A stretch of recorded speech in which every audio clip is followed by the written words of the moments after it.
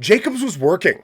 Jacobs was working really, really well. The run game was going really effectively, but then that 2-minute drive where they were able to march down and get a touchdown to go up 21-6, it's like LaFleur was like, oh, this is fun. I'm just going to play with the passing game for a while. And we're going to just do this, and that's going to be great. We're just going to forget everything else. And they went away from what was working. And you had, late in the game, a chance to wear down the clock and really try to put Chicago away. Like, the NFL, it's set up where, like, if there's 4 minutes left, you get a couple first downs, and it's done. But they decide, like, take a deep shot to the end zone. Throwing the ball all around the field when you're trying to run the clock, throwing out to the sideline. It was poor clock management, and it was all the more frustrating because they ran the ball really effectively in the first quarter. Sorry, Drew, that we're triggering PTSD. Honestly, the way you came in hot on the Steelers, I assumed pissed off Steeler fans. So sorry to misrepresent in such an aggressive way. But I can see the appreciation for Aaron Rodgers now. But they were running the ball really effectively, and then they just fell in love with throwing it. And they had a chance to, I think, put Chicago away and just not let that comeback happen. And then they let it happen. Like, you run the clock out. I get, like, sometimes it's a fun trick when it's 3rd and 8, and they were expecting the run and it's a pass. It was a play action, and oh boy, no one saw that coming. But you can't be just taking 30-yard shots down the field on 2nd and 9 when you're trying to run the clock out.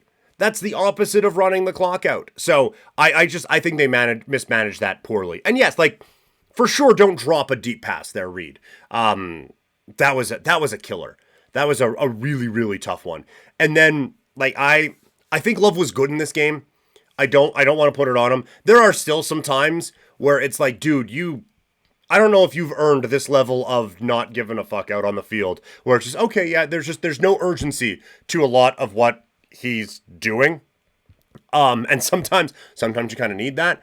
It's good to have a quarterback who has that low heart rate. You don't want him panicked running all over the place, like the sprint button got stuck on Madden and you're just zipping around. That's not good either. But there's a couple of times where it's like, can we get this thing moving a little bit? Can we get that heart rate up a little bit and treat this like it's a playoff game, please? So I thought Love was fine.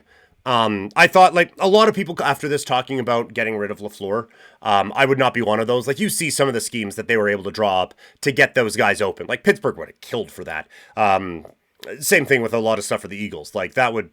No. LaFleur, I think, is a good enough offensive coach that coaches would get fired so they could hire LaFleur.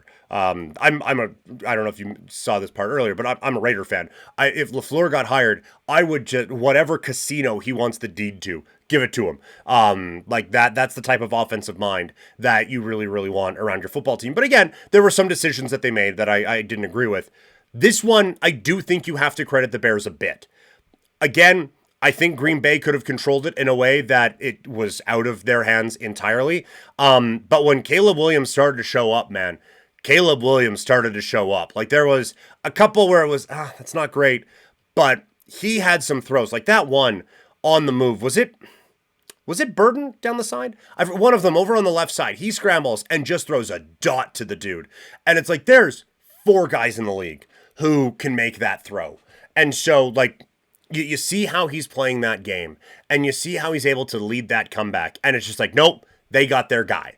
And we got another guy in the NFL now, and Williams against Love is going to be a battle in the NFC North for forever and always now. Like that, this was the coming out party for Caleb Williams, and it's a tough matchup against the Rams, and that defense could powerbomb that dude and beat him by 50. But this was a game that I think, and I've said it before on this channel, it was a Doomsday on Fourth that you're absolutely right. They're like, you could count on one hand the dudes who were making that throw.